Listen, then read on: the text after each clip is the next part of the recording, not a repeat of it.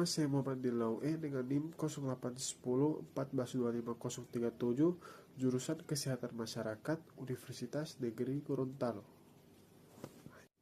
Jadi pada video kali ini saya akan membawakan materi yang berjudul Pancasila sebagai sistem filsafat, ontologis Pancasila, antropologis Pancasila, epistemologis Pancasila, dan aksiologis Pancasila.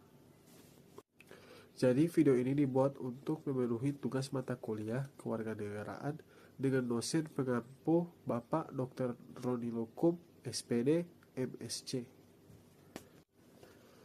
Pernahkah kamu bertanya, mengapa Pancasila tidak cukup hanya dihafalkan? Banyak orang tahu bunyi 5 sila, tapi sangat sedikit yang benar-benar memahami mengapa Pancasila itu ada.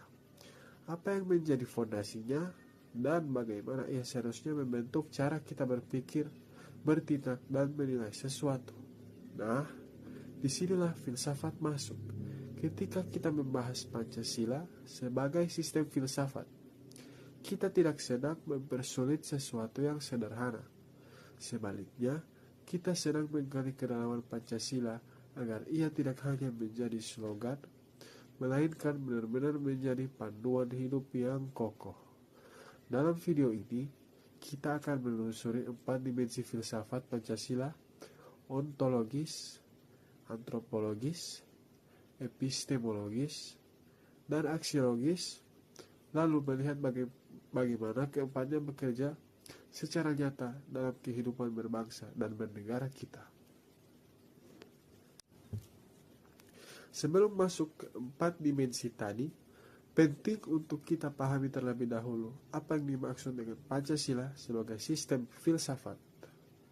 Secara sederhana adalah upaya manusia untuk memahami hakikat segala sesuatu secara mendasar, menyeluruh, dan sistematis. Ketika kita menyebut Pancasila sebagai sistem filsafat, artinya kita melihat Pancasila bukan hanya sebagai kumpulan norma atau aturan, tetapi sebagai satu kesatuan pemikiran yang utuh tentang realitas, manusia, pengetahuan, dan nilai. Ada 3 ciri yang menjadikan Pancasila layak disebut sebagai sistem filsafat. Pertama, kesatuan organis. Kelima, sila Pancasila bukan berdiri sendiri-sendiri, melainkan saling berkaitan dan membentuk satu kerangka berpikir yang padu. Sila pertama yang menjiwai sila-sila berikutnya, dan sila kelima adalah tujuan yang diwujudkan melalui sila-sila sebelumnya. Kedua, berakar pada realitas bangsa. Pancasila tidak diimpor dari ideologi luar, ia digali dari pengalaman hidup, tradisi, dan nilai-nilai yang sudah lama ada dalam masyarakat Indonesia. Ketiga, bersifat komprehensif. Pancasila menjawab pertanyaan-pertanyaan mendasar tentang keberadaan manusia, kebenaran, dan nilai. Inilah yang membuat ia dapat berfungsi sebagai filsafat hidup bangsa, bukan sekedar ideologi politik. Dengan pemahaman ini, mari kita masuk ke 4 dimensi filsafat. Kata ontologi berasal dari bahasa Yunani ontos yang berarti ada, dan logos yang berarti ilmu jadi. Ontologi adalah cabang filsafat yang mempertanyakan hakikat keberadaan, apa yang sesungguhnya ada, dan bagaimana realitas itu tersusun. Lalu, apa yang dikatakan Pancasila tentang realitas? Secara ontologis, Pancasila menempatkan Tuhan sebagai realitas tertinggi dan sumber segala keberadaan. Inilah inti dari sila pertama, ketuhanan yang Maha Esa.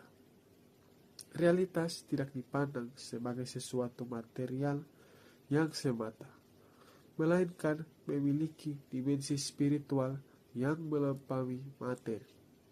Dari sini kemudian mengalir pandangan bahwa manusia bukan sekedar makhluk biologis. Manusia memiliki dimensi rohani yang menjadikannya berbagai dari makhluk lain dan bermartabat tinggi.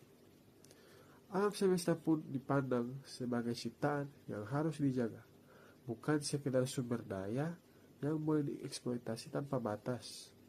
Yang menarik, ontologi Pancasila bersifat relasional. Artinya, Keberadaan sesuatu tidak bisa dipahami secara terpisah dari hubungannya dengan yang lain. Manusia ada dalam relasi dengan Tuhan, dengan sesama manusia, dan dengan alam. Tidak ada individu yang benar-benar berdiri sendiri. Inilah yang membedakan Pancasila dari individualisme Barat yang memandang individu sebagai unit terkecil yang otonom, maupun dari kolektivisme ekstrim yang menghilangkan. Jika ontologi bertanya tentang apa yang ada, maka antropologi filsafat bertanya lebih spesifik, siapa dan apa itu manusia. Pancasila memiliki jawaban yang khas dan kaya terhadap pertanyaan ini.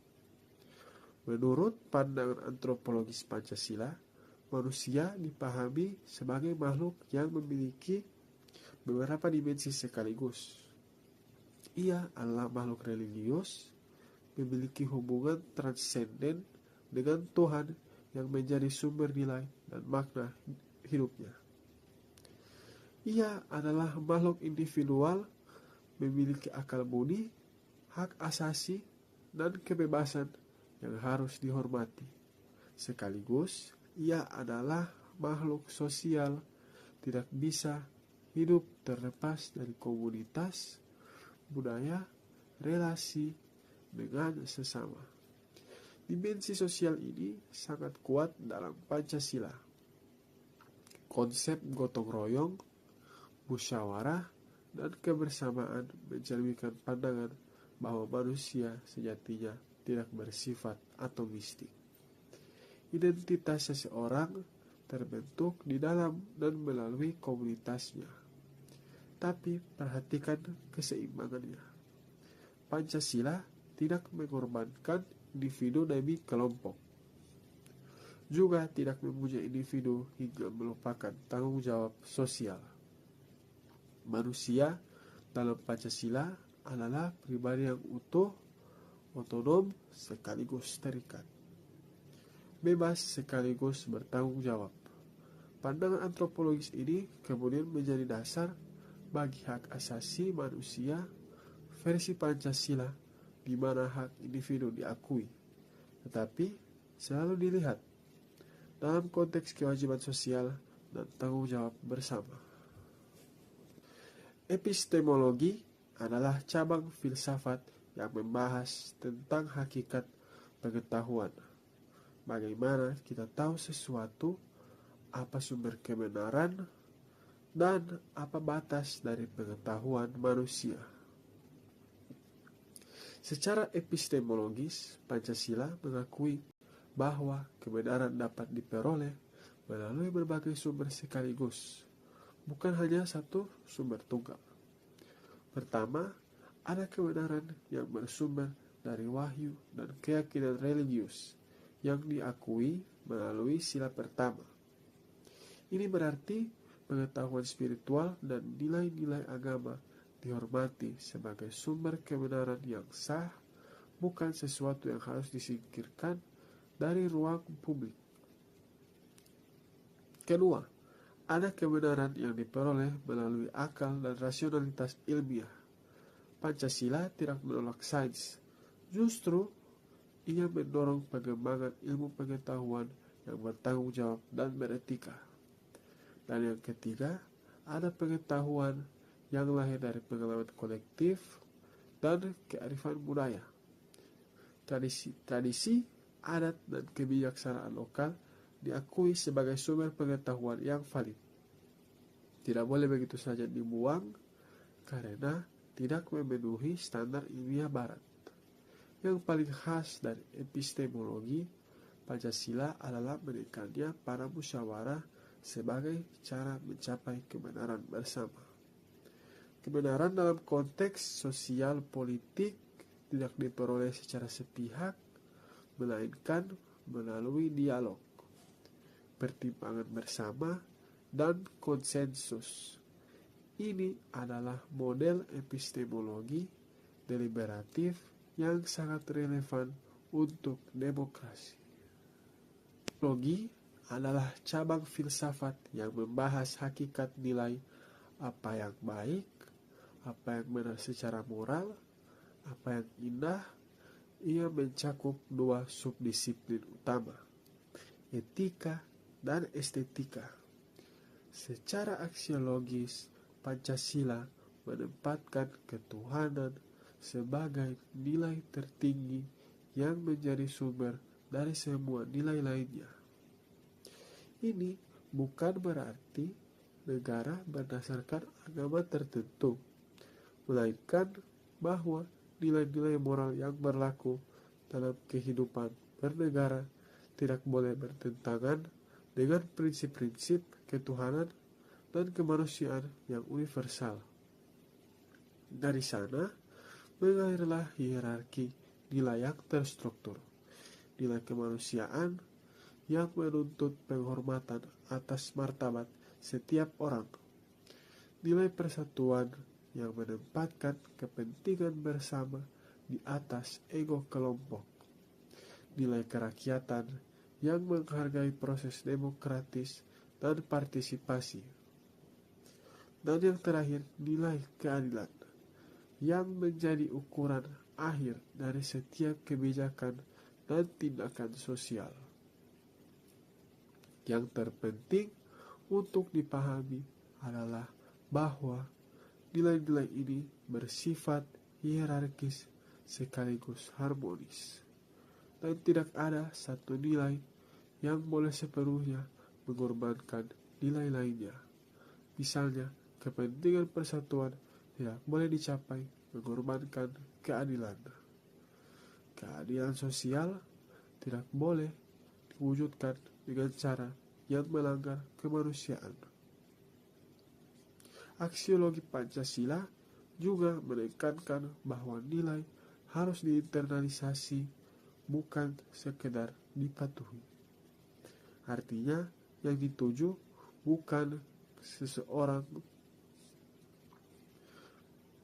kepatuhan lahiriah atas aturan, melainkan informasi karakter seseorang dari dalam, sehingga ia secara spontan bertingkah sesuai dengan nilai-nilai luhur.